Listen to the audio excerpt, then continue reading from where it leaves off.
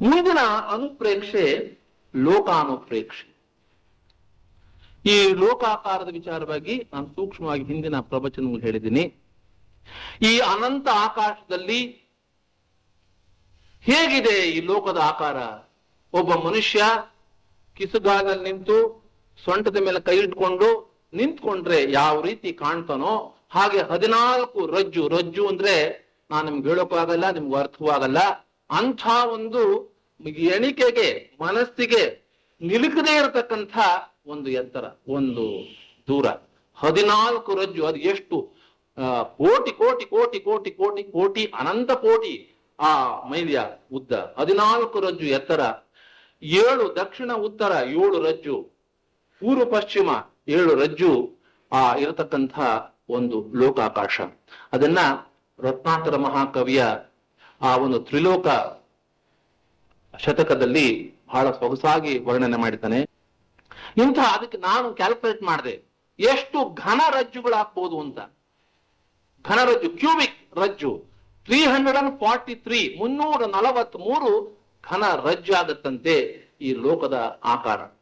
Cubic ರಜ್ಜು, cubic metres ಅನ್ನಲ್ವೇ ನಾವು, cubic yard ಅನ್ನಲ್ವೇ, ಹಾಗೆ ಈ ಘನ ರಜ್ಜು 343 ಘನ ರಜ್ಜುಗಳಾಗುತ್ತಂತೆ. ತಡ ಇಲ್ಲದೆ ಎಸೆವ ಗಗನದ ನಡುವಿರ್ಕುಂ 3 ಗಾಳಿ.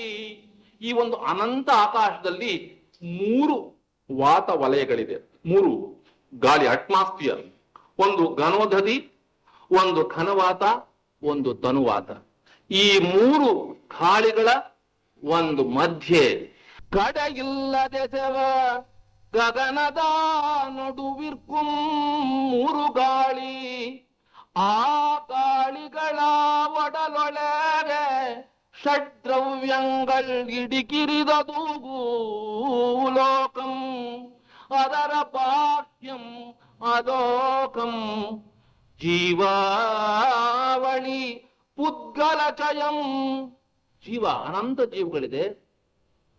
ಅದರ ಅನಂತ ಪಟ್ಟು ಜಾಸ್ತಿ ಪುದ್ಗಲಗಳಿದೆಯಂತೆ.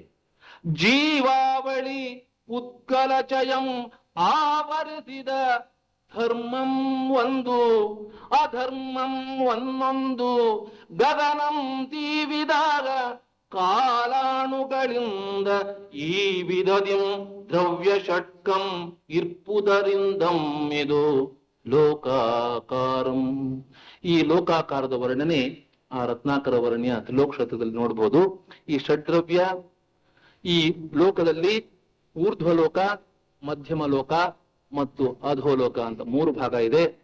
ನಾವಿರ್ತಕ್ಕಂಥದ್ದು ಮೊನ್ನೆ ತಾನೇ ಹೇಳಿದೆ, ಅನಂತ ಅಸಂಖ್ಯಾತ ಸಮುದ್ರ, ಅಸಂಖ್ಯಾತ ದ್ವೀಪಗಳ ನಡುವೆ ನಡುವಿರತಕ್ಕಂಥ ಜಂಬೂ ದ್ವೀಪದಲ್ಲಿ ನಾವು ಎಲ್ಲರೂ ನಮ್ಗೆ ರಕ್ಷಣೆ ಕೊಡೋ ರೀತಿಯಲ್ಲಿ ಬಹಳ ಜನ ನಮ್ಗೆ ರಕ್ಷಣೆ ಕೊಡ್ತಾ ಇದ್ದಾರೆ. ಸುತ್ತಲೂ ಮೇಲೆ ಕೆಳಗಡೆ ಭವನಾಮರ ಲೋಕದ ದೇವತೆಗಳು ನಮಗೆ ರಕ್ಷಣೆ, ಮೇಲಿರ್ತಕ್ಕಂತಹ ದೇವತೆಗಳ ರಕ್ಷಣೆ, ಸುತ್ತಲೂ ಜಂಬೂ ದ್ವೀಪ ಸುತ್ತಲೂ ಇರತಕ್ಕಂತಹ ಸಮುದ್ರಗಳ ರಕ್ಷಣೆನೆ. ಯಾರು ರಕ್ಷಣೆ ಕೊಡೋಕ್ಕಾಗಲ್ಲ.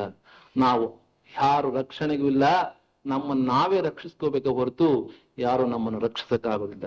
ಹಾಗೆ ಈ ತ್ರಿಲೋಕಾಕಾರದ ಒಂದು ವರ್ಣನೆಯನ್ನ, ತ್ರಿಲೋಕಾಕಾರದ ಒಂದು ರಚನೆಯನ್ನ ಪುನಃ ಪುನಃ ಮನಸ್ಸನ್ನು ಚಿಂತಿಸ್ತಕ್ಕಂಥದ್ದು ಅದು ಲೋಕಾನುಪ್ರೇಕ್ಷೆ. ಇನ್ನೊಂದು ಬೋಧಿ ದುರ್ಲಭ ಅನುಪ್ರೇಕ್ಷೆ. ಬೋಧಿ ದುರ್ಲಭ, ಬೋಧಿ ಅಂದ್ರೆ ಮೋಕ್ಷ.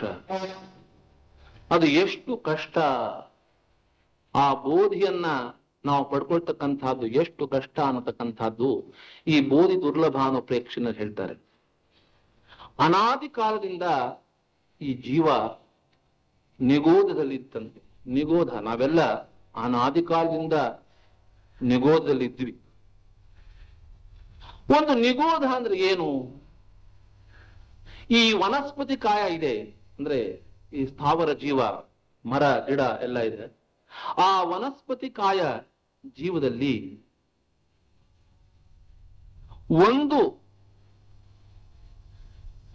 ಅದರಲ್ಲಿ ಅನಂತ ನಿಗೋಧ ಜೀವಗಳಿದೆ. ಈ ಒಂದು ಸ್ಥಾವರ ಜೀವಕಾಯದಲ್ಲಿ, ಯಾವುದು ಒಂದು ವನಸ್ಪತಿ ಕಾಯದಲ್ಲಿ ಅನಂತ ನಿಗೋಧ ಜೀವಗಳಿದೆ. ಆ ಒಂದು ನಿಗೋಧ ಜೀವನ ಶರೀರದಲ್ಲಿ ಅನಂತ ನಿಗೋದ ಜೀವಗಳು ಸೇರ್ಕೊಂಡಿದ್ದೆ, ಒಂದ್ರೊಳಗೆ ಒಂದು. ಎಷ್ಟು ಸೇರ್ಕೊಂಡಿದ್ದೇವೆ ಅಂದ್ರೆ, ಒಂದು ಪುಸ್ತಕಗಳನ್ನು ಓದ್ದೆ, ಈ ಭೂತಕಾಲದಲ್ಲಿ ಆಗಿ ಹೋದಂಥ ಅನಂತ ಸಿದ್ಧ ಪರಮೇಷ್ಠಿಗಳ ಅನಂತ ಪಟ್ಟು ಈ ಒಂದು ನಿಗೋಧ ಜೀವಕಾಯದಲ್ಲಿ ಜೀವಗಳಿದೆಯಂತೆ. ಆ ನಿಗೋಧ ಜೀವ 2 ಗಳಿಗೆಯಲ್ಲಿ 18,000 ಸಾರಿ ಹುಟ್ಟುತ್ತೆ, ಸಾಯುತ್ತೆ. 2 ಗಳಿಗೆ ಅಂದ್ರೆ 48 ಮಿನಿಟ್ಸ್ 18,000 ಸಾರಿ ಹುಟ್ಟುತ್ತೆ, ಸಾಯುತ್ತಂತೆ ಒಂದು ನಿಗೋಧ ಜೀವ. ಅಂಥ ಈ ಒಂದು ನಿಗೋಧ ಜೀವದಿಂದ ತ್ರಸ ಜೀವಕ್ಕೆ ಬರ್ತಕ್ಕಂಥದ್ದು ಮಹಾನ್ ಕಷ್ಟ. ಒಂದ್ ಸಮಯ ಬಂತು ಅಂತ ಇಟ್ಕೊಳ್ಳಿ, ತ್ರಸಕಾಯ ಜೀವ ಆದ್ವಿ. ತ್ರಸಕಾಯ ಜೀವ ಆದ್ರೆ ಅದು ಏಕೇಂದ್ರಿಯ ಆಗ್ಬೋದು, ದ್ವೀಂದ್ರಿಯ ಆಗ್ಬೋದು, ತ್ರೀಂದ್ರಿಯ ಆಗ್ಬೋದು, ಚತುರಿಂದ್ರಿಯ ಆಗ್ಬೋದು, ಪಂಚೇಂದ್ರಿಯ ಆಗೋದು. ಪಂಚೇಂದ್ರಿಯ ಜೀವ ಆಗ್ತೀವಿ ಆಗುತ್ತೆ ಅನ್ನೋದು ಏನ್ ಗ್ಯಾರಂಟಿ? ಎಷ್ಟು ಭವಗಳು ಏಕೇಂದ್ರಿಯ ಜೀವ ಆಗ್ತೀವೋ, ದ್ವೀಂದ್ರಿಯ ಆಗ್ತೀವೋ, ತ್ರೀಂದ್ರಿಯ ಆಗ್ತೀವೋ, ಚತುರೇಂದ್ರಿಯ ಆಗ್ತೀವೋ ಗೊತ್ತಿಲ್ಲ. ಅಕಸ್ಮಾತ್ ಅನಂತ ಕಾಲದ ಮೇಲೆ ಪಂಚೇಂದ್ರಿಯ ಜೀವ ಆಯ್ತು ಅಂತ ಇಟ್ಕೊಳ್ಳಿ, ಆಗ ಸಂಜ್ಞ ಜೀವ ಆಗುತ್ತೋ ಅಸಂಜ್ಞ ಜೀವ ಆಗುತ್ತೋ, ಮನಸ್ಸು ಆ ಪಂಚೇಂದ್ರಿಯ ಜೀವಕ್ಕೆ ಮನಸ್ಸು ಇರತಕ್ಕಂತಹ ಪಂಚೇಂದ್ರಿಯ ಜೀವಗಳಿದೆ, ಮನಸ್ಸು ಇಲ್ಲದೆ ಇರ್ತಕ್ಕಂತಹ ಪಂಚೇಂದ್ರಿಯ ಜೀವಗಳಿದೆ. ಅದು ಆ ಮನಸ್ಸು ಇರತಕ್ಕಂಥ ಪಂಚೇಂದ್ರಿಯ ಜೀವ ಆಗ್ಬೇಕಾದ್ರೆ ಅನಂತ ಕಾಲ ಆಗುತ್ತೆ. ಒಂದ್ ಸಮಯ ಏನೋ ಬಹಳ ಪುಣ್ಯ ವಿಶೇಷದಿಂದ ಆ ಒಂದು ಮನಸ್ಸು ಸಂಜ್ಞಿ ಜೀವ ಪಂಚ ಇಂದ್ರಿಯ ಇರ್ತಕ್ಕಂಥ ಮನಸ್ಸಿರ್ತಕ್ಕಂಥ ಜೀವ ಆಯ್ತು ಅಂತ ಇಟ್ಕೊಳ್ಳಿ. ಮನುಷ್ಯನಾಗೆ ಹುಡ್ತಾನೆ ಅಂತ ಏನ್ ಗ್ಯಾರಂಟಿ? ಹುಲಿ ಆಗ್ಬೋದು, ಕಿರುಬ ಆಗ್ಬೋದು, ಆನೆ ಆಗ್ಬೋದು, ಏನ್ ಬೇಕಾದ್ರೂ ಆಗ್ಬೋದು. ಅಂಥ ಅಶುಭ ಲೇಷ ಇರ್ತಕ್ಕಂತಹ ಜೀವ ಹುಟ್ಟಬಹುದು. ಒಂದ್ ಸಮಯ ಇಲ್ಲ ಮನುಷ್ಯನೇ ಆದ ಅಂತ ಇಟ್ಕೊಳ್ಳಿ, ನೀಚ ಜನ್ಮದಲ್ಲಿ ಹುಟ್ಟಬಹುದು, ನೀಚ ಕುಲದಲ್ಲಿ ಹುಟ್ಟಬಹುದು. ಉತ್ತಮ ಜಾತಿ ಇಲ್ಲ, ಚಮ್ಮಾರನಾಗ್ಬಹುದು, ಕಟುಕನಾಗಬಹುದು, ದುರ್ನಡತೆ ಇರತಕ್ಕಂಥ ಒಂದು ಸಂಸರ್ಗದಲ್ಲಿ ಬೆಳಬಹುದು, ಸಾಧು ಸಜ್ಜನರ ವಿರಹಿತರಾದಂಥ ಒಂದು ಕಡೆ ಬೆಳಿಬಹುದು. ಹಾಗೆ ಬಹಳ ಕಷ್ಟ. ಇವೆಲ್ಲ ದಾಟ್ಕೊಂಡು ಉತ್ತಮ ಕುಲದಲ್ಲಿ ಹುಟ್ಟಬೇಕು ಅಂದ್ರೆ ಬಹಳ ಕಷ್ಟ. ಉತ್ತಮ ಕುಲದಲ್ಲಿ ಹುಟ್ಟುದ್ವಿ ಅಂತ ಇಟ್ಕೊಳ್ಳಿ, ಬಡತನ ಇರಬಹುದು, ಧನ ಇಲ್ಲದೆ ಇರಬಹುದು, ಬಡತನದಿಂದ ಆರ್ಥ ರೌದ್ರ ಜ್ಞಾನಗಳು ಉಂಟಾಗಬಹುದು. ಈ ಎಲ್ಲ ಇತ್ತು. ಉತ್ತಮ ಕುಲದಲ್ಲೂ ಹುಟ್ಟಿದ, ಸದ್ಧರ್ಮ ವಂಶದಲ್ಲಿ ಹುಟ್ಟಿದ, ದುಡ್ಡು ಇತ್ತು ಅಂದ್ರೆ ಅವನ ಪ್ರವೃತ್ತಿ ಸರಿಯಾದ ಪ್ರವೃತ್ತಿಯೋ ಅಶುಭ ಪ್ರವೃತ್ತಿಯೋ ಶುಭ ಪ್ರವೃತ್ತಿಯೋ ಯಾರು ಗೊತ್ತು. ಇಷ್ಟೆಲ್ಲ ಇದ್ರು ಕೂಡ ಸಮ್ಯಕ್ವವಿಲ್ಲದಿದ್ರೆ ಇಷ್ಟೆಲ್ಲ ಪ್ರಯತ್ನ ಪಟ್ಟರು ಕಷ್ಟ. ಹಾಗೆ ಒಂದು ಜೀವ ನಿಗೋಧದಿಂದ ಈ ಮನುಷ್ಯನ ಒಂದು ಜೀವಕ್ಕೆ ಬರಬೇಕಾದ್ರೆ ಎಷ್ಟು ಕಷ್ಟ, ಎಷ್ಟು ಕಷ್ಟ. ಅನಂತ ಕಾಲದಿಂದ ಕಷ್ಟ ಪಟ್ಟು ಪಟ್ಟು ಪಟ್ಟು ಪಟ್ಟು ಸದ್ಧರ್ಮ ಮಾರ್ಗದಲ್ಲಿ ನಡೀತಕ್ಕಂಥ ಉತ್ತಮ ಕುಲದಲ್ಲಿ ಹುಟ್ಟತಕ್ಕಂಥ ಒಂದು ಶುಭ ಆ ಅವಸರ ಇಂದು ನಮಗೆಲ್ಲ ಬಂದಿದೆ. ಅಂಥ ಹೇಗಿದೆ ಅಂದ್ರೆ ನಾನು ಹೇಳ್ತೀನಿ ಯಾವಾಗಲೂ, ಅರಬ್ಬಿ ಸಮುದ್ರದಲ್ಲಿ ಒಂದು ಸಾಸಿವೆ ಕಾಳು ಹಾಕ್ಬಿಟ್ಟು ಅದನ್ನ ತಿರುಗಾ ಹುಡುಕಬೇಕು ಅಂದ್ರೆ ಎಷ್ಟು ಕಷ್ಟವಾಗುತ್ತೋ ಅಷ್ಟೇ ಕಷ್ಟ ನಾವು ಈ ಮನುಷ್ಯ ಜನ್ಮವನ್ನು ಪಡೆದಿರ್ತಕ್ಕಂಥದ್ದನ್ನ ನಾವು ಸದುಪಯೋಗ ಪಡಿಸ್ಕೊಟ್ಟಿದ್ರೆ ಪುನಃ ಮನುಷ್ಯ ಜನ್ಮ ನಮಗೆ ಸಿಗೋದಿಲ್ಲ. ಅಂಥ ಮನುಷ್ಯ ಜನ್ಮದಿಂದಲೇ ನಮ್ಮ ಕರ್ಮಗಳ ನಿರ್ಜರೆಯಾಗಿ ನಾವು ಮೋಕ್ಷಾರ್ಥಿಗಳಾಗಬೇಕಾದ್ರೆ ಮನುಷ್ಯ ಜನ್ಮದಲ್ಲಿ ಮಾತ್ರ ಸಾಧ್ಯ. ಅಂಥ ಓದಿ ದುರ್ಲಭ. ಈ ಮೋಕ್ಷ ಪ್ರಾಪ್ತಿ ಎಷ್ಟು ಕಷ್ಟ, ಎಷ್ಟು ಪುರುಷಾರ್ಥ ಮಾಡಬೇಕು, ಎಷ್ಟು ಅನಂತ ಅನಂತ ಭವಗಳ ಒಂದು ಸಂಸ್ಕಾರ ಬಲದಿಂದ ನಾವು ಇಂದು ಇಲ್ಲಿ ಮನುಷ್ಯ ಜನ್ಮ ಹುಟ್ಟಿದ್ದೇವೆ. ಸದ್ಧರ್ಮ ಮಾರ್ಗದಲ್ಲಿರ್ತಕ್ಕಂತಹ ಒಂದು ಸದ್ಧರ್ಮದಲ್ಲಿ ನಾವು ಆಚರಣೆಯಲ್ಲಿ ಇದ್ದೀವಿ. ಇಷ್ಟಿದ್ರು ಸಮ್ಯಕ್ತ್ವ ಪ್ರಾಪ್ತಿ ಮಾಡ್ಕೊಟ್ಟಿದ್ರೆ ಎಷ್ಟು ಕಷ್ಟ ಬೋಧಿ ಆ ಮೋಕ್ಷ ಆ ಮುಕ್ತಿ, ಆ ಸಿದ್ಧ ಪದವಿ, ಆ ವೀತರಾಗದೆ ಪಡ್ಕೊಳ್ತಕ್ಕಂಥದ್ದು ಎಷ್ಟು ಕಷ್ಟ ಅಂತದ್ದನ್ನ ಪ್ರತಿ ಕ್ಷಣ ಚಿಂತನೆ ಮಾಡ್ತಕ್ಕಂಥದ್ದು ಓದಿ ದುರ್ಲಭ ಅನುಪ್ರೇಕ್ಷೆ.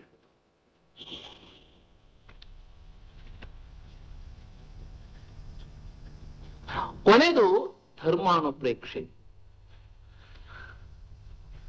ಧರ್ಮಾನುಪ್ರೇಕ್ಷೆ ಅಂದ್ರೆ ಆತ್ಮನ ಸ್ವಭಾವವೇ ಧರ್ಮ. ಆತ್ಮನ ಸ್ವಭಾವವೇ ಧರ್ಮ. ಪ್ರತಿಯೊಂದು ವಸ್ತುವಿಗೂ ಒಂದೊಂದು ಸ್ವಭಾವ ಇದೆ, ಒಂದೊಂದು ಧರ್ಮ ಇದೆ. ಆತ್ಮನ ಸ್ವಭಾವವೇ ಧರ್ಮ. ಏನು ಆತ್ಮನ ಸ್ವಭಾವ? ವೀತರಾಗದೆ, ರತ್ನತ್ರಯ. ಇಂಥ ಸರ್ವಜ್ಞರ ವಾಣಿಯನ್ನ ಪುನಃ ಪುನಃ ಜ್ಞಾಪಿಸಿಕೊಂಡು ಧರ್ಮದಿಂದಾದುದು ಸುಖಿಯಂದು, ಧರ್ಮದಿಂದಾದುದು ಸಿರಿಯಂದು ಸುಖಿಸುತ್ತಾರ, ಧರ್ಮವ ಮರೆಯರುತ್ತಮರು, ಧರ್ಮ ಏತರದೆಂದು ಭೋಗಕ್ಕೆ ಮರುಳಾಗಿ ಕರ್ಮಿಗಳಾಚರಿಸುವರು. ಅಂಥ ಧರ್ಮದ ಬಗ್ಗೆ ಮಹಾನ್ ಒಂದು ಆಸ್ಥೆ, ಆ ಒಂದು ಪುರುಷಾರ್ಥ ಮಾಡಬೇಕು, ನಾನು ಸದ್ಧರ್ಮ ಮಾರ್ಗದಲ್ಲಿ ನಡಿಬೇಕು ಅಂತಕ್ಕಂಥ ಆ ಒಂದು ಪರಿಣಾಮವನ್ನು ಬೆಳೆಸ್ಕೊಂಡು ಅದನ್ನು ಪುನಃ ಪುನಃ ಚಿಂತನೆ ಮಾಡ್ತಕ್ಕಂಥದ್ದು ಧರ್ಮಾನುಪ್ರೇಕ್ಷೆ. ಇಂಥ 12 ಅನುಪ್ರೇಕ್ಷೆಗಳನ್ನ ಬಳಿಕ ಅನುಪೆಕ್ಕೆ 12ರಲ್ಲಿ ಅಷ್ಟೇ. ನಾನು ಇದುವರೆಗೂ 3 ಉಪನ್ಯಾಸದಲ್ಲಿ ಹೇಳಿರ್ತಕ್ಕಂಥದ್ದು ಇಷ್ಟೇ ಸೆಂಟೆನ್ಸ್. ಬಳಿಕ ಅಣುಪೆಕ್ಕೆ, ಅಣುಪೆಕ್ಕೆ ಅಂದ್ರೆ ಅಣುಪ್ರೇಕ್ಷೆ, ಅಣುಪೆಕ್ಕೆ 12ರಲ್ಲಿ ಚತುಷ್ಕದ ದಮ್ಮಜಾನದೊಳ್, ಚತುಷ್ಕದ ದಮ್ಮಜಾನದೊಳ್. ದಮ್ಮಜಾನ ಅಂದ್ರೆ ಧರ್ಮಧ್ಯಾನ, ದಮ್ಮಜಾನ ಅಂದ್ರೆ ಧರ್ಮಧ್ಯಾನ. ನಿಮಗೆ ಗೊತ್ತು 4 ತರಹದ ಧ್ಯಾನಗಳಿದೆ: ಆರ್ತ, ರೌದ್ರ, ಧರ್ಮ, ಶುಕ್ಲ ಧ್ಯಾನಗಳು.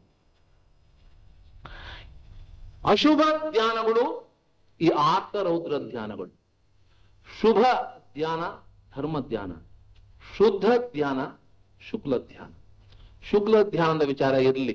ನಾವು ಶುಕ್ಲ ಧ್ಯಾನ ಮಾಡ್ಬೇಕಾದ್ರೆ ಇನ್ನು ಎಷ್ಟು ಜೀವ ಭಾವಗಳು ಎತ್ತಬೇಕು ಅದರ ವಿಚಾರ ನನಗೂ ಅರ್ಥವಾಗಲ್ಲ, ನಿಮಗೂ ಅರ್ಥವಾಗೋದಿಲ್ಲ. ಆದ್ರೆ ಧರ್ಮ ಧ್ಯಾನ ಮಾಡ್ಬೇಕಾದ್ರೆ ನಾವು ಅಶುಭ ಧ್ಯಾನದ ವಿಚಾರವನ್ನು ತಿಳ್ಕೊಳ್ಬೇಕು. ತಿಳ್ಕೊಂಡು ಆ ಅಶುಭ ಧ್ಯಾನವನ್ನ ಹೇಗೆ ನಾವು ತಳ್ಳಿ ಪಕ್ಕದಲ್ಲಿಡಬೇಕು ಅದರ ಬಗ್ಗೆ ವಿಚಾರ ಮಾಡಬಾರ್ದು. ಆ ಧ್ಯಾನಕ್ಕೆ ನಾವು ಸೋಲಬಾರ್ದು. ಅದು ಮಾಡಿದ್ರೆ ನಮ್ಮ ಆತ್ಮನ ಒಂದು ಉತ್ಥಾನ ಸ್ಥಿತಿಗೆ ತಡೆ ಬರುತ್ತೆ ಅಂತಕ್ಕಂಥ ವಿಚಾರ ತಿಳಿದು ಅದ್ರ ಬಗ್ಗೆ 2 ಮಾತು ತಿಳ್ಕೊಳ್ಬೇಕು ನಾವು. ಆರ್ತ ಧ್ಯಾನ ಭೋಗಾಕಾಂಕ್ಷಿಯಾಗಿರ್ತಕ್ಕಂಥದ್ದು, ಆ ಭೋಗಕ್ಕೋಸ್ಕರ ಹೊರಡ್ತಕ್ಕಂಥದ್ದು. ಅದು ಬೇಕು, ಇದು ಬೇಕು, ಅದು ಬೇಕು ಅಂತಕ್ಕಂಥ ಸದಾ ಅದ್ರ ಬಗ್ಗೆ ವಿಚಾರ ಮಾಡಿ ಮಾಡಿ ಮಾಡಿ ಹೊರಗ್ತಕ್ಕಂಥದ್ದು, ಸಂಕಟ ಪಡ್ತಕ್ಕಂಥದ್ದು, ಮನಸ್ಸಿನಲ್ಲಿ ಖೇದ ಉಂಟಾಗ್ತಕ್ಕಂಥದ್ದು, ಕ್ಲೇಶ ಉಂಟಾಗ್ತಕ್ಕಂಥದ್ದು ಮತ್ತು ದುಃಖದ ವೇದನೆ. ಏನಾದ್ರೂ ನಮ್ಮ ಇರ್ತಕ್ಕಂಥ ವಸ್ತುಗಳು ಕಳೆದು ಹೋದ್ರೆ, ಬಿಟ್ಟು ಹೋದ್ರೆ, ಅದು ಇಷ್ಟ ವಿಯೋಗ. ಬಂಧು ಬಾಂಧವರು ಸತ್ತೋದ್ರೆ, ನಮ್ಮಲ್ಲಿರ್ತಕ್ಕಂಥ ಹಣ ಕಳುವಾದ್ರೆ, ನಮ್ಮ ಆರೋಗ್ಯ ಕೆಟ್ಟು ಹೋದ್ರೆ ಇಷ್ಟ ವಿಯೋಗ. ಮತ್ತು ಇನ್ನೊಂದು ಅನಿಷ್ಟ ಸಂಯೋಗ. ನಮಗಿದು ಬೇಡ ಅಂತಕ್ಕಂಥದ್ದು ಬಂದ್ರೆ, ರೋಗ ಬಂದ್ರೆ ಅದು ಅನಿಷ್ಟ ಸಂಯೋಗಕ್ಕೆ ದುಃಖ, ಇಷ್ಟ ವಿಯೋಗಕ್ಕೂ ದುಃಖ. ದುಡ್ಡು ಸಂಪಾದನೆ ಮಾಡ್ಬೇಕಾದ್ರೂ ಕಷ್ಟ, ಅದನ್ನ ಜೋಪಾನಾಗಿಡ್ಬೇಕಾದ್ರೂ ಕಷ್ಟ, ಅದು ಕಳೆದೋದ್ರೂ ಕಷ್ಟ. ಏನಪ್ಪಾ ಈ ಕಷ್ಟಕ್ಕೋಸ್ಕರ, ಈ 3 ಕಷ್ಟಕ್ಕೋಸ್ಕರ ನಾವು ನಿತ್ಯ ಕಷ್ಟ ಪಡ್ತಿದೀವಲ್ಲ. ಹಣ ಸಂಪಾದನೆ ಮಾಡೋದು ವಿಪರೀತ ಕಷ್ಟ, ಅದೇನಾದ್ರೂ ಬ್ಯಾಂಕ್ ಮನೆ ಇಟ್ಟಿದ್ರೆ ಯಾವಾಗ ಕತ್ಕೊಂಡು ಹೋದ್ರೆ ಅದಕ್ಕೆ ಬೇರೆ ಸಂಕಟ. ಹೀಗೆ ಅನಿಷ್ಟ ಸಂಯೋಗ, ಇಷ್ಟ ವಿಯೋಗ, ಇದನ್ನ ಆತ್ಮಧ್ಯಾನ ಅಂತೀವಿ. ಇನ್ನೊಂದು ರೌದ್ರ ಧ್ಯಾನ. ಬೇರೆ ಜೀವಿಗಳಿಗೆ ಕಷ್ಟವನ್ನ ಕೊಡೋದ್ರಲ್ಲಿ ಸಂತೋಷ ಪಡ್ತಕ್ಕಂಥ, ಬೇರೆಯವ್ರಿಗೆ ಹಿಂಸೆ ಮಾಡೋದ್ರಲ್ಲಿ ತನ್ನ ಒಂದು ಸುಖವನ್ನ ಅರಿಸ್ತಕ್ಕಂಥದ್ದು. ಅಂಥವನು ಭಯಂಕರನಾಗಿರ್ತಾನೆ, ಕ್ರೂರನಾಗಿರ್ತಾನೆ, ದುಷ್ಟನಾಗಿರ್ತಾನೆ, ನಿರ್ದಯನಾಗಿರ್ತಾನೆ. ಅವನು ಜೀವಘಾತ ಮಾಡ್ತಕ್ಕಂಥದ್ದು, ಸುಳ್ಳು ಹೇಳ್ತಕ್ಕಂಥದ್ದು, ಕಳು ಮಾಡ್ತಕ್ಕಂಥದ್ದು, ಈಗಲ್ಲಿ ಉತ್ಪನ್ನವಾಗ್ತಕ್ಕಂಥ ಕ್ರೂರ ಪರಿಣಾಮಕ್ಕೆ ನಾವು ರೌದ್ರ ಧ್ಯಾನ ಅಂತೀವಿ. ಹೆಚ್ಚಿಗೆ ಹೇಳೋದಿಲ್ಲ, ಸ್ವಲ್ಪ ಸ್ವಲ್ಪ ಅಲ್ಲಲ್ಲಿ ಹೇಳಿ ಬಿಡ್ತೀನಿ ನಾವು. ಈ ಆರ್ತ ಮತ್ತು ರೌದ್ರ ಧ್ಯಾನ, ಈ ಆರ್ತ ರೌದ್ರ ಧರ್ಮ ಧ್ಯಾನದ ಬಗ್ಗೆ ನಂದೊಂದು ಕ್ಯಾಸೆಟ್ ಇದೆ, ಅವರು Indian institute of world culture record ಮಾಡ್ಕೊಂಡಿದ್ದಾರೆ. ಜೈನ ಧರ್ಮದಲ್ಲಿ ಧ್ಯಾನ ಅಂತಕ್ಕಂಥದ್ದು ಒಂದು ಅಲ್ಲಿ ಭಾಷಣ ಆಯ್ತು, ಅದನ್ನ ಬೇಕಾದ್ರೆ ತಗೊಳ್ಬಹುದು. ಅದ್ರೊಳಗೆ ಅವರು ಇಟ್ಟಿದಾರಲ್ಲ ಗೊತ್ತಿಲ್ಲ, ಒಂದು 8-10 ಕಾಪಿ ಇರಬಹುದು. ಹಾಗೆ ಈ ಧರ್ಮ ಧ್ಯಾನ, ಈ ಆರ್ತ ರೌದ್ರ ಧ್ಯಾನವನ್ನ ಬಿಟ್ಟು ನಮ್ಮ ಆತ್ಮ ರಕ್ಷಣೆಗೋಸ್ಕರ, ಆತ್ಮನ ಒಂದು ಶುಭ ಪರಿಣಾಮಕ್ಕೋಸ್ಕರ ನಾವೇನ್ ಮಾಡ್ಬೇಕು? ಧರ್ಮ ಧ್ಯಾನವನ್ನು ಮಾಡ್ಬೇಕು. ಶ್ರಾವಕರಾದಂಥವರು, ಮುನಿಗಳಾದಂಥವರು ಈಗಿನ ಈ ಪಂಚಮ ಕಾಲದಲ್ಲಿ ಆಗ್ತಕ್ಕಂಥ ಏಕೈಕ ಧ್ಯಾನ ಆದ್ರೆ ಅದು ಧರ್ಮ ಧ್ಯಾನ ಮಾತ್ರ. ಶುಕ್ಲ ಧ್ಯಾನದ ಕಥೆ ಇಲ್ಲ ಈ ಕಾಲದಲ್ಲಿ. ನಾನು ಮೊದಲೇ ಹೇಳಿದೆ, ಧರ್ಮ ಧ್ಯಾನ ಅದೇನು ಅವಿರತವಾಗಿ ಮಾಡೋಕ್ ಸಾಧ್ಯವಿಲ್ಲ, ಒಂದು ಕ್ಷಣವಾಗ್ಬೋದು ಧರ್ಮ ಧ್ಯಾನ. ಅದನ್ನೇ ನಾನು ಹೇಳುದು, ಯು ಮಸ್ಟ್ ಬ್ಯಾಂಕ್ ದಿಸ್ ಧರ್ಮ ಧ್ಯಾನ. ಬ್ಯಾಂಕ್ ನಾವು ಹೇಗೆ ಈ 10 ಪೈಸಾ ಬಂದು ಕಲೆಕ್ಟ್ ಮಾಡ್ಕೊಂಡು ಹೋಗ್ತಾರಲ್ಲ, ಪಿಗ್ಮಿ ಡಿಪಾಸಿಟ್ ಇಟ್ಟ ಹಾಗೆ ನಾವು ಎಷ್ಟು ಬಹಳ ಕಷ್ಟಪಟ್ಟು 24 ಗಂಟೆನಲ್ಲಿ ಒಂದು ಕ್ಷಣವಾದ್ರೂ ನಮ್ಮ ಮನಸ್ಸು ಚಂಚಲತೆ ಇಲ್ಲದೆ ನಾವು ಒಳ್ಳೆಯ ಶುಭ ಪರಿಣಾಮಗಳಾದ್ರೆ ಅದು ಧರ್ಮ ಧ್ಯಾನ. ಅದನ್ನ ಬ್ಯಾಂಕ್ ಇಟ್ಟ ಹಾಗೆ ಆ ಧರ್ಮ ಧ್ಯಾನವನ್ನ ಪ್ರತಿನಿತ್ಯ ಆದಷ್ಟು ನಾವು ಅದನ್ನು ಜಾಸ್ತಿ ಮಾಡೋದಕ್ಕೆ ಪ್ರಯತ್ನ ಪಡಬೇಕು. ಅದರಲ್ಲಿ 4 ರೀತಿ ಹೇಳಿದ್ದಾರೆ. ಒಂದು ಅಪಾಯ ವಿಚಯ, ಆಜ್ಞಾ ವಿಚಯ, ಅಪಾಯ ವಿಚಯ, ವಿಪಾಕ ವಿಚಯ, ಇನ್ನೊಂದು ಸಂಸ್ಥಾನ ವಿಚಯ. ಅಪಾಯ ವಿಚಯ ಧರ್ಮ ಧ್ಯಾನ ಸಂಸಾರದಲ್ಲಿ ಬರ್ತಕ್ಕಂಥ ಅನೇಕ ಈ ಕಷ್ಟ ಕೋಟಲೆಗಳನ್ನ, ಈ ಸಂಸಾರದಲ್ಲಿ ಬರ್ತಕ್ಕಂಥ ಸಂಕಟ ಪರಂಪರೆಗಳನ್ನ ವಿಚಾರ ಮಾಡಿ ಈ ಒಂದು ಕೋಟಲೆಗಳಿಂದ ನಾವು ಹೇಗೆ ಹೊರಗಿರ್ಬೇಕು, ನಾವು ದುರ್ಮಾರ್ಗಕ್ಕೆ ಯಾವ ಕ್ಷಣದಲ್ಲೂ ಯಾವ ಕಾರಣಕ್ಕೂ ನಾವು ಇಳಿಬಾರ್ದು ಅಂತಕ್ಕಂಥ ವಿಚಾರವನ್ನ ಮಾಡ್ತಕ್ಕಂಥದ್ದು ಅದೇ ಧರ್ಮ ಧ್ಯಾನ. ಅಂದ್ರೆ ಕೆಟ್ಟ ವಿಚಾರವನ್ನ ಮಾಡದೇ ಇರ್ತಕ್ಕಂಥದ್ದು.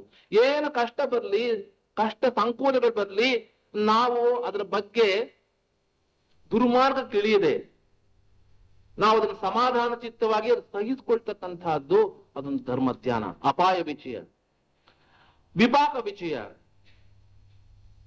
ಶುಭ ಅಶುಭ ಕರ್ಮಗಳು ಮಾಡಿದ್ರೆ ನಮಗೆ ಪುಣ್ಯ ಕರ್ಮ ಬರುತ್ತೆ, ಅಶುಭ ಕೆಲಸಗಳನ್ನು ಮಾಡಿದ್ರೆ ಪಾಪ ಕರ್ಮ ಬರುತ್ತೆ. ಆದ್ರಿಂದ ಅಶುಭ ಕರ್ಮಗಳನ್ನ ನಾವು ಮಾಡಬಾರ್ದು. ಯಾವಾಗಲೂ ನಮ್ಮ ಭಾವನೆಗಳನ್ನ ಶುಭವಾಗಿಟ್ಕೊಳ್ಬೇಕು. ಭಾವನೆಯಿಂದ ಅಪ್ಪುದು ಆಶ್ರವಂ.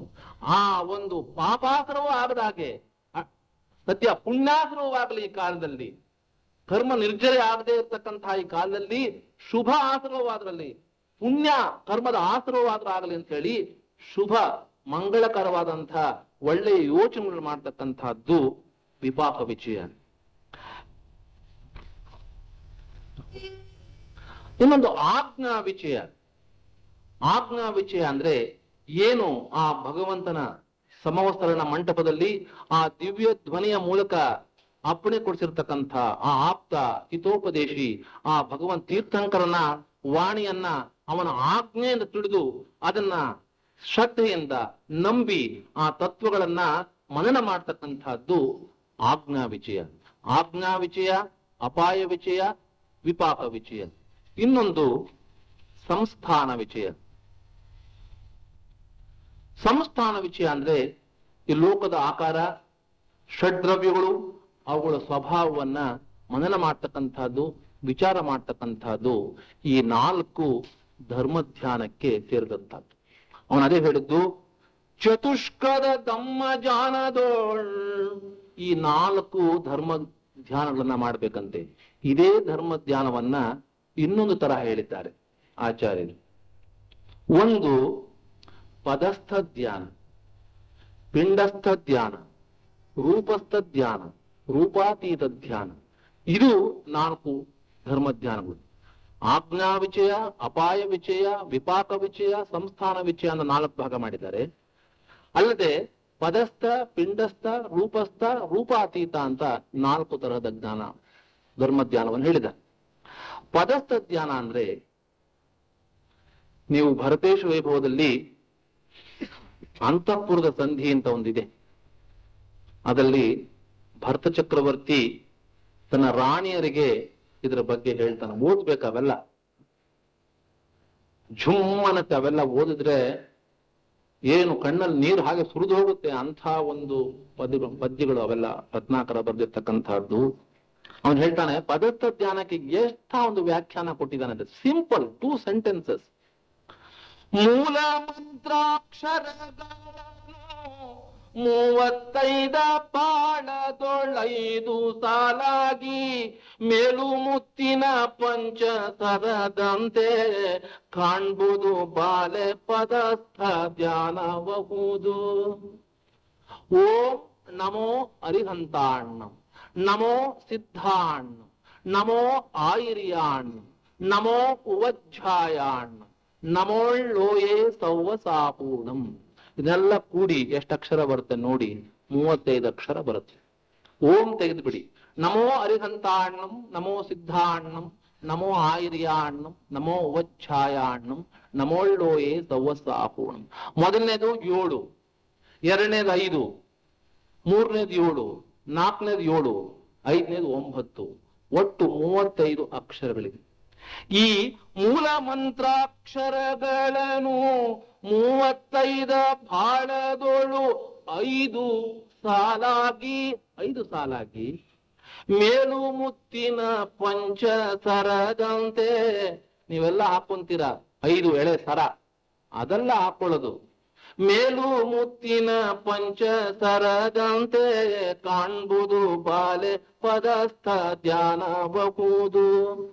ಈ 35 ಅಕ್ಷರಗಳನ್ನ ಏಕಾಗ್ರಚಿತ್ತತೆಯಿಂದ ಆ ಪಂಚಪರಮೇಷ್ಠಿಗಳನ್ನ ಧ್ಯಾನ ಮಾಡ್ತಕ್ಕಂಥದ್ದು ಅದು ಪದಸ್ಥ ಧ್ಯಾನ.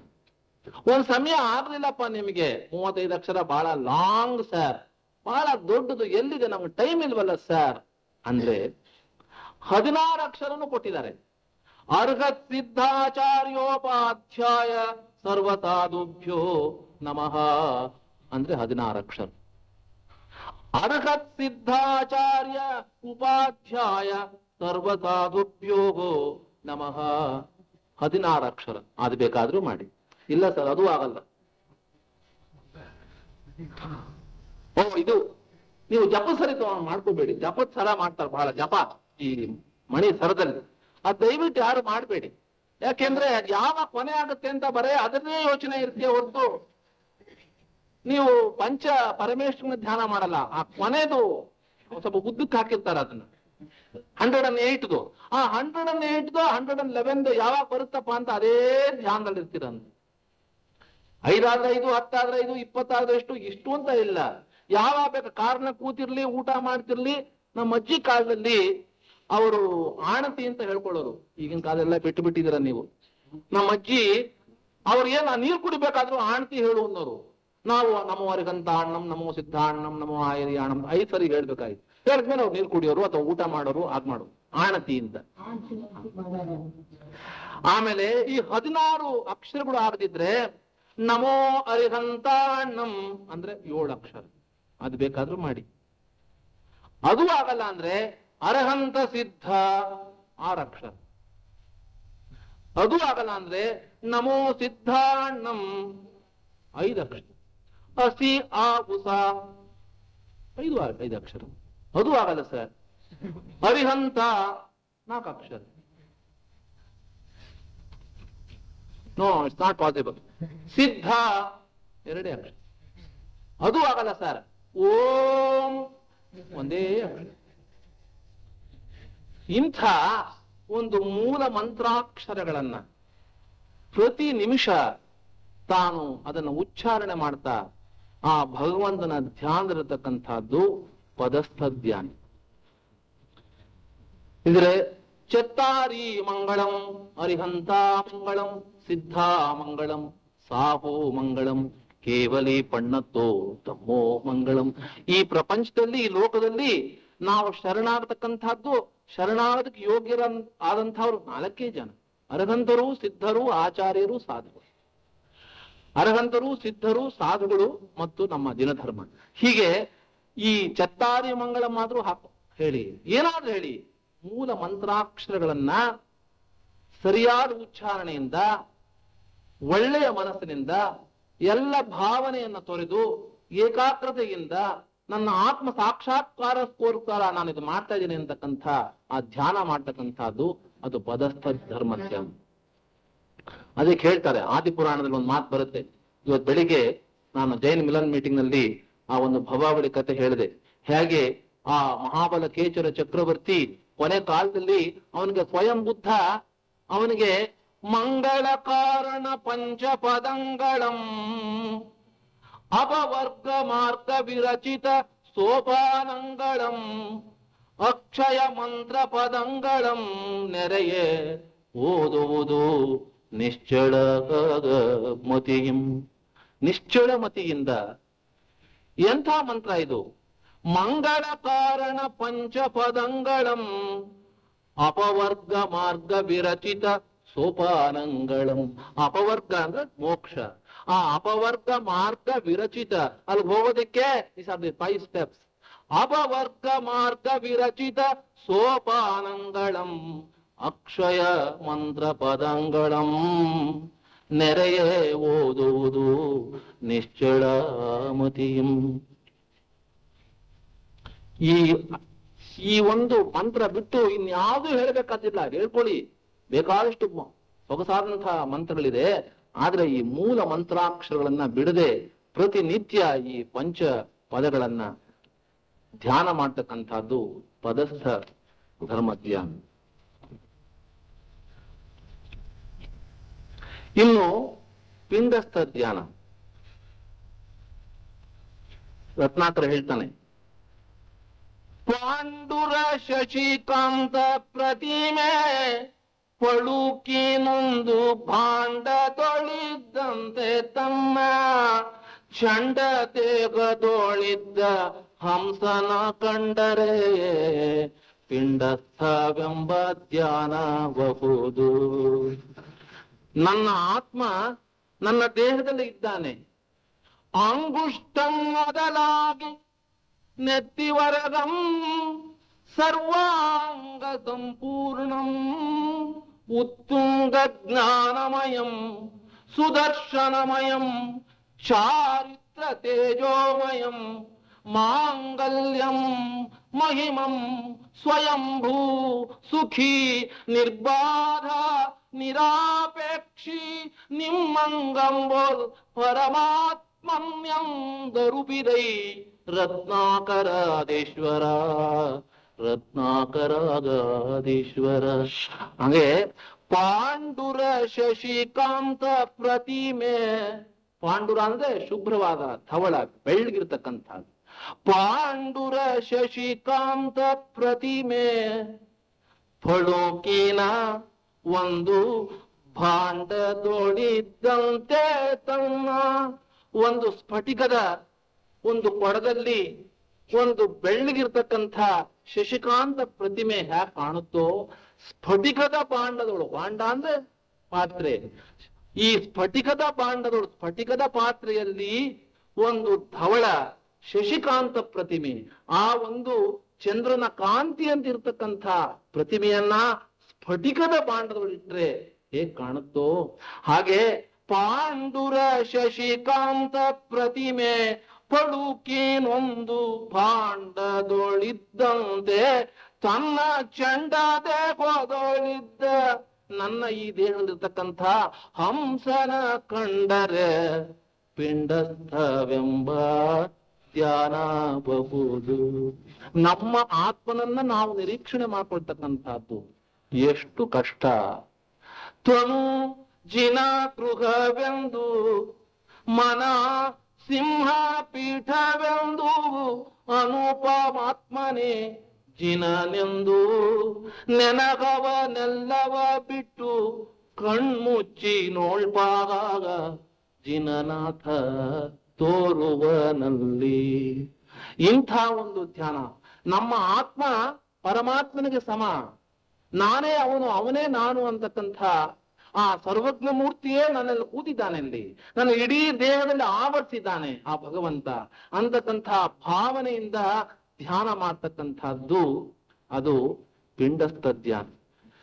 ಹೇಗೆ ಮಾಡಬೇಕು ಅಂದ್ರೆ, ಯಾವ್ದಾದ್ರು ಪದ್ಯ ಮರ್ತು ಹೋದ್ರೆ, ನಮಗೆ ಯಾವ್ದೋ ಒಂದ್ಸರಿ ಓದಿರ್ತೀವಿ ಪದ್ಯ ಮರ್ತು ಹೋದ್ರೆ ಅದನ್ನೇ ಯೋಚನೆ ಮಾಡಿ ಏನಾದ್ರೂ ಮಾಡಿ ಅದಕ್ಕೆ ಜ್ಞಾಪಿಸ್ಕೊಳ್ಬೇಕು ಅಂತಕ್ಕಂಥ ಅದೇ ಯೋಚನೆ ಇರುತ್ತೆ ನಮ್ಗೆ. ಎಲ್ಲಾದ್ರೂ ನಾವು ಉಪನ್ಯಾಸ ಮಾಡಕ್ ಹೋದಾಗ ಮರ್ತು ಹೋಗ್ಬಿಟ್ರೆ ಪದ್ಯ ಎಷ್ಟು ಕಷ್ಟವಾಗುತ್ತೆ ನೋಡಿ. 100 ಪದ್ಯ ಕಂಠಪಾಠ ಮಾಡಿದ್ರು ಏನಾದ್ರೂ ಕೈ ಕೊಟ್ಬಿಟ್ರೆ ಎಷ್ಟು ಕಷ್ಟ ಆಗುತ್ತೆ. ಹಾಗೆ ನಾವೆಲ್ಲೋ ಕಾರಣ ಹೋಗ್ತಿರ್ಬೇಕಾದ್ರೆ ಯೋಚನೆ ಮಾಡ್ಕೊಂತೀನಿ ನಾನು, ಇಂಥ ಪದ್ಯ ಹೇಗೆ ಶುರು ಮಾಡ್ಬೇಕು, ಹೇಗೆ ಅದು ಕೊನೆ ಆಗುತ್ತೆ, ಅದರದೇ ಯೋಚನೆ. ಹಾಗೆ ಧ್ಯಾನ ಮಾಡ್ಬೇಕಂತೆ ಭಗವಂತನ ಧ್ಯಾನ. ಅವನು ಹೇಳ್ತಾನೆ, ಕಲಿತು ಮರೆದುದೊಂದು ಪದ್ಯವ ನೆನೆದು ಅದನ್ನು ಒಳಗೆ ಆಲೋಚಿಪಂತೆ. ರತ್ನಾಕರ ಒಬ್ಬ, ಅವನು ಎಂಥ ಒಬ್ಬ ಮಹಾನ್ ಭಾವ ಅಂತಂದ್ರೆ, ಕಲಿತು ಮರೆದುದೊಂದು ಪದ್ಯವ ನೆನೆದು ಅದನೊಳಗೆ ಆಲೋಚಿಪಂತೆ. ತಿಳಿವು ಬೆಳಗು ನನ್ನ ರೂಪೆಂದು ನೆನಗು ಮೈಯೊಳಗಾಡಲ್ ಆತ್ಮ ತೋರುವನು. ಇಂಥ ಒಂದು ಧ್ಯಾನವನ್ನ ಭಗವಂತನ, ನಾನೇ ಭಗವಂತ, ಹೌದು ನಾನೇ ಭಗವಂತ, ನನ್ನ ಆತ್ಮವೇ ಪರಮಾತ್ಮ, ಅಂಥ ಒಂದು ಪರಿಣಾಮದಿಂದ ಅವನನ್ನು ಒಳಗೆ ನೋಡ್ತಕ್ಕಂಥದ್ದು ಪದಸ್ಥ ಪಿಂಡಸ್ಥ ಧರ್ಮಧ್ಯಾನ.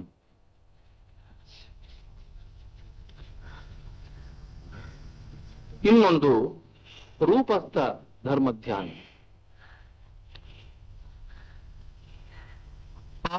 ಪೂರ್ಣ ಚಂದ್ರಾರ್ಕ ಕೋಟಿ ಪ್ರಕಾಶ ಸ್ವರೂಪದೋಳ್ ಒಪ್ಪುವನೆಂದು ಶ್ರೀ ಗುರುದೇವನ ಧ್ಯಾನಿಸಲ್ ಆ ಧ್ಯಾನ ರೂಪಸ್ಥವು ಎಲೆ ಶೀಲವಂತೆ.